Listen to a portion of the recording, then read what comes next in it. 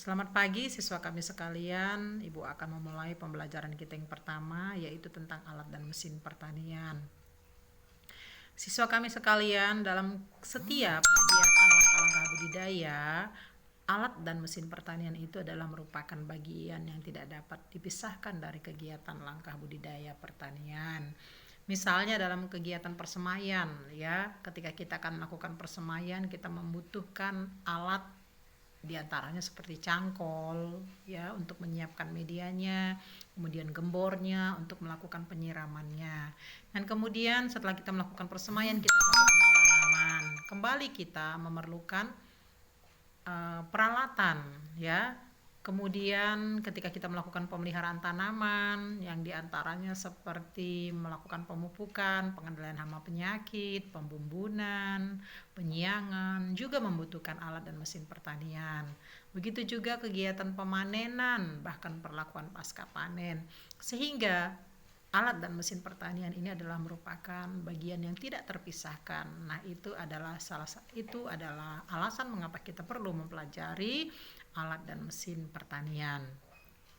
Siswa kami sekalian, sebelumnya pertanian itu sangat konvensional, ya. Sebelumnya usaha pertanian itu dilakukan dengan sangat tradisional, maksudnya jika dulu orang melakukan pengolahan tanah itu, kalau zaman purbakala mereka menggunakan batu batuan, kemudian berkembang, kemudian menggunakan cangkul untuk melakukan pengolahan tanah.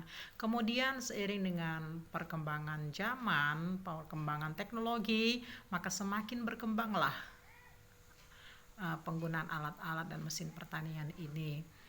Nah, mengapa ada perkembangan di dalam penggunaan alat dan mesin pertanian ini, ya? Karena dengan adanya pengembangan alat dan mesin pertanian ini tentu akan sangat membantu bagi para petani di dalam mereka mempercepat penyelesaian pekerjaannya. Nah, siswa kami sekalian, dalam sistem produksi pertanian itu, di dalam sistem produksi pertanian tadi Ibu sampaikan bahwa alat dan mesin pertanian itu adalah bagian yang tidak dapat dipisahkan, ya, karena dia adalah merupakan salah satu saprodi atau sarana produksi, ya, sarana produksi yang diperlukan ketika dia melakukan proses pengolahan tanah, penanaman, pemeliharaan, bahkan sampai kepada pemanenan dan pasca panen. Nah, ketika kita menggunakan alat dan mesin pertanian ini untuk melakukan proses produksi pertanian, maka kemudian bisa didapatkan hasil atau produksi yang kita harapkan. Nah, di dalam kegiatan budidaya pertanian ini didukung oleh faktor-faktor iklim, kemudian tanah, air irigasi, tenaga, dan alat mesin. Nah, siswa kami silakan kalian boleh melihat penjelasan itu pada modul kita halaman 10, ya. Dalam halaman 10 tentang sistem produksi pertanian. Kemudian kita lanjutkan materi kita, ya. Jadi siswa kami silakan kalian buka buku pelajaran kita, modul kita itu halaman 10 tadi, ya. Nah, kemudian selanjutnya alat dan mesin pertanian itu kalian lihat pada halaman 12, ya. Alat dan mesin pertanian itu memiliki berbagai peranan dalam usaha pertanian, ya. Jadi nanti kalau ada pertanyaan, apa peranan alat dan mesin pertanian itu di dalam usaha pertanian?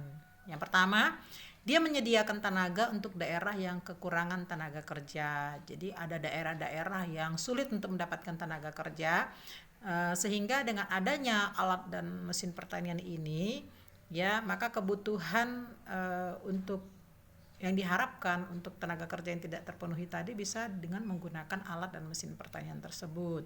Itu yang pertama tadi, ya. Peranan yang pertama adalah menyediakan tenaga untuk daerah yang kekurangan tenaga kerja, sehingga alat dan mesin pertanian menjadi solusi, ya. Yang kedua, antisipasi minat kerja di bidang pertanian yang terus menurun maksudnya, ya. Antisipasi minat kerja di bidang pertanian yang terus menurun, ya. Seiring dengan semakin berkembangnya zaman, semakin berkembangnya teknologi, orang memiliki minat yang semakin rendah terhadap bidang pertanian. Jadi diharapkan dengan adanya perkembangan alat mesin dan pertanian ini akan bisa meningkatkan minat orang untuk bekerja di bidang pertanian. Itu yang kedua. Yang ketiga, meningkatkan kapasitas kerja sehingga luas tanam dan intensitas tanam dapat meningkat, ya.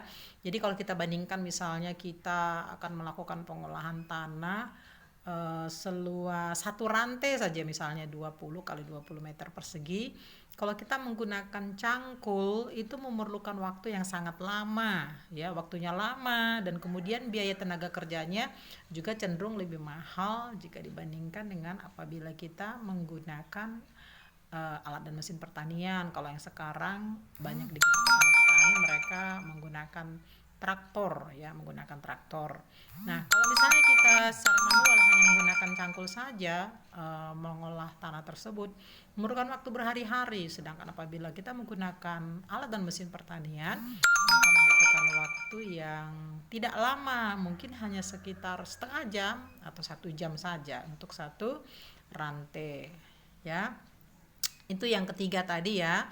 Yang keempat, meningkatkan kualitas sehingga ketepatan dan keseragaman proses dan hasil dapat diandalkan serta mutu terjamin, ya.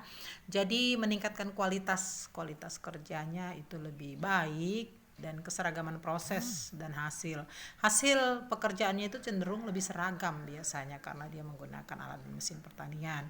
Kemudian yang selanjutnya adalah peranan alat dan mesin pertanian. Yang selanjutnya adalah meningkatkan kenyamanan dan keamanan sehingga menambah produktivitas kerja, ya.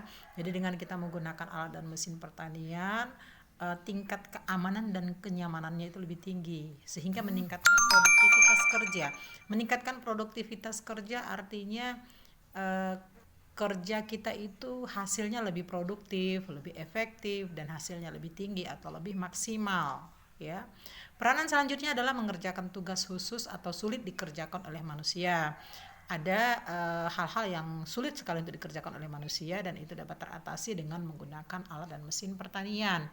Kemudian yang terakhir, manfaat alat dan mesin pertanian dalam usaha pertanian tadi adalah memberikan peran dalam pertumbuhan di sektor non pertanian. Jadi dia memberikan peran bukan hanya di sektor pertanian saja tapi juga di sektor non pertanian. Nah, sampai di sini dulu anak-anak. Bagaimana? Apakah kalian bisa memahami penjelasan Ibu?